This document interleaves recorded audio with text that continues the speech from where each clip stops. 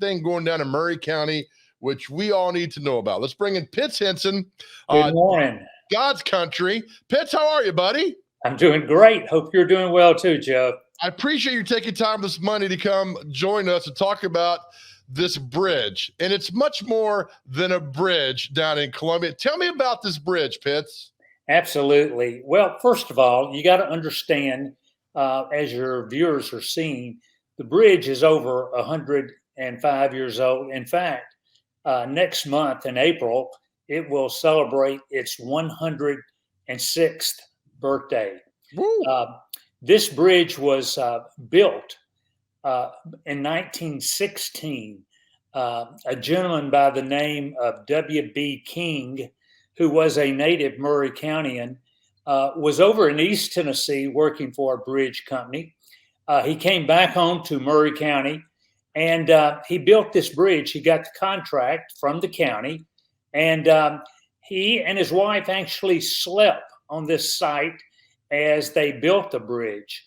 The bridge is a concrete bridge, and interesting, the concrete, the rock used in the concrete came on site, came from the very location. So the bridge was built in 1916. Now understand, this was just 2 or 3 years after Henry Ford had opened the production line to make cars. So this is still a horse and buggy mentality type day. The bridge, interestingly enough, has opened Middle Tennessee to northern Alabama.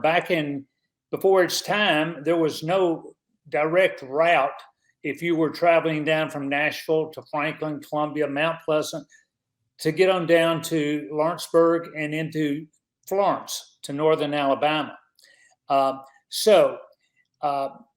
the time, several exciting things have happened.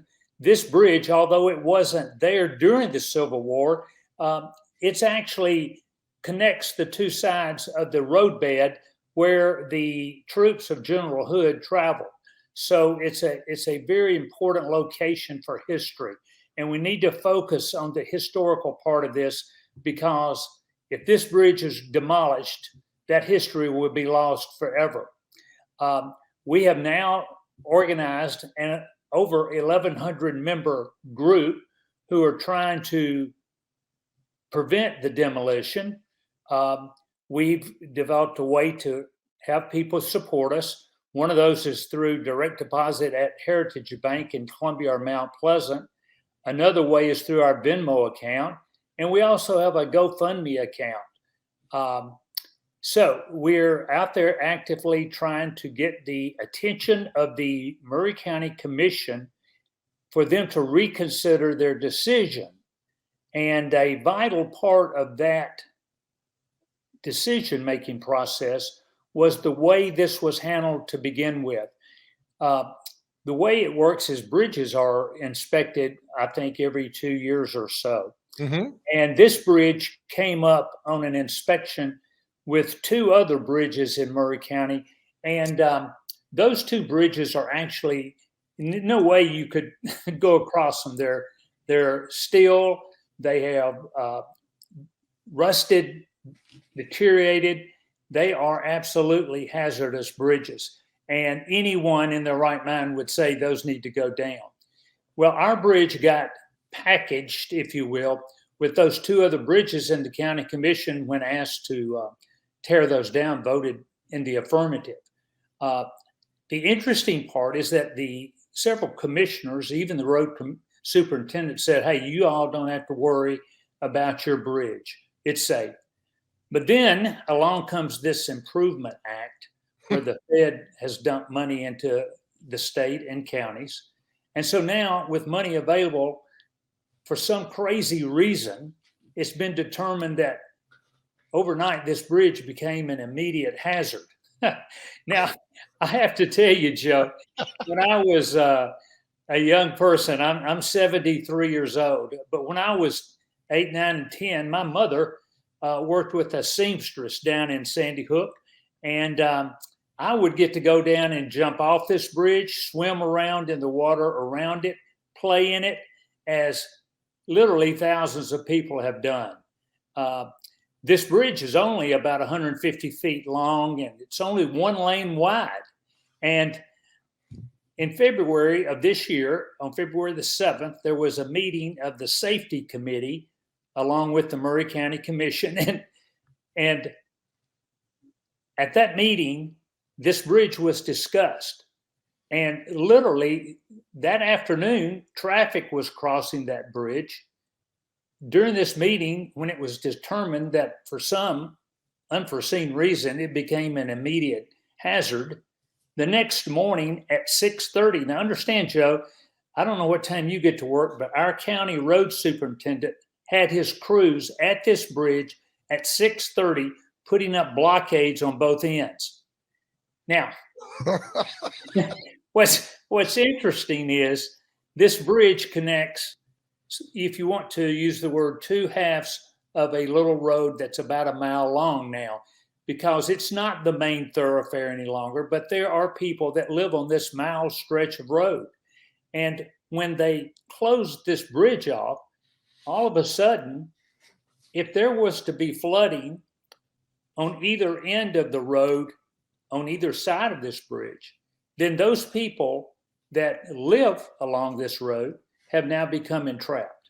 And so it makes no sense.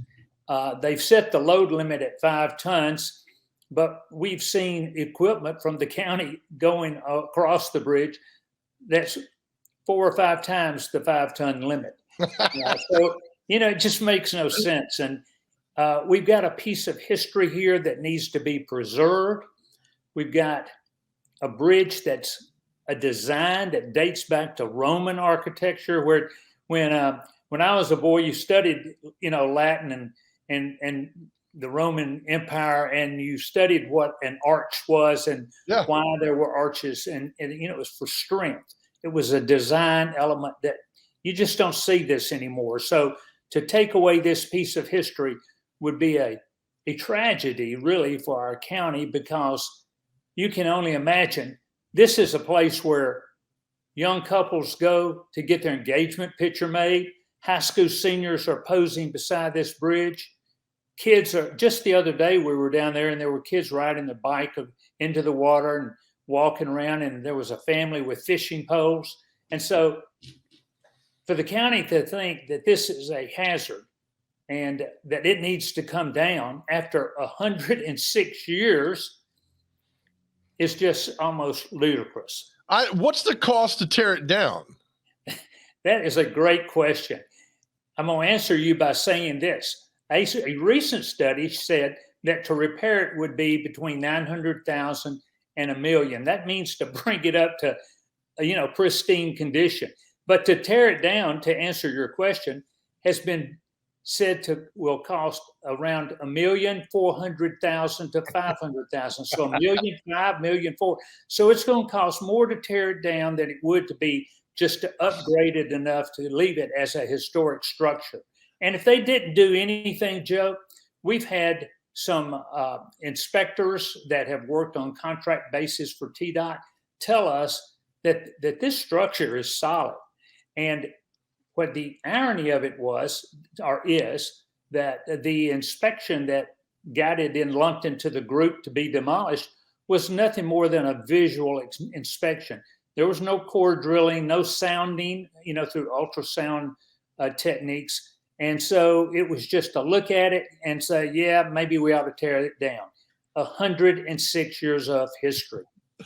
What's the next step now? Is there a decision? Do you have to go before the board or the council? I mean, what's the next thing to save this bridge, or what's the decision? Well, that's a great question. And it's a little, I'll say, unknown, and let me explain. Through the effort to try to gain public awareness, we're hoping that the county will open their eyes to the concern, readdress the issue of the safety of this bridge, look at how it is, what it would take to upgrade it. And so therefore to rethink it, pull it out of the package that they want to destroy. I can't elaborate for obvious reasons at this moment about what it would take from the legal aspect, but we're aware that there is a section 106 to the National Historic Preservation Act that requires a hearing. And if any aspect of the section 106 of the National Historic Preservation Act fails to be in compliance with the demolishing of this bridge, then that can be stopped.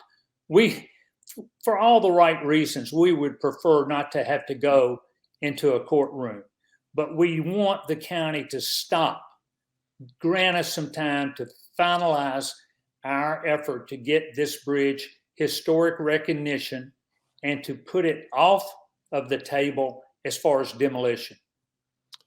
There you go. Pitts, I'm with you, man. You explained it perfectly, and it needs to stay, and you guys have done your due diligence on this. So let's do this. All right. So here, okay, keep me informed. Anytime you need to come on with an update, you got my number. Let me know. We'll bring you on immediately, and we'll keep getting the good word out about this beautiful thing, which means a lot to so many people down there, Pitts. Joe, you're spot on. This is a great move, great effort to save a piece of history. And all of us know right now in the time we're living, so many historic artifacts and structures have been demolished or torn down. This is the last thing we need to do to a piece of architecture that's 106 years old, long before we were here, and probably the oldest, much older than anyone in Middle Tennessee or Tennessee at this time. I totally agree. Pitts, thank you for this, and we'll keep getting the good word out, my man. Thank you. Joe, thank you very much. All right, Pitts Hinson there. I love when people come together, and you heard we talked about there's no reason to get rid of that bridge. Zero. And to tear it down has cost more than fixing it up. My goodness.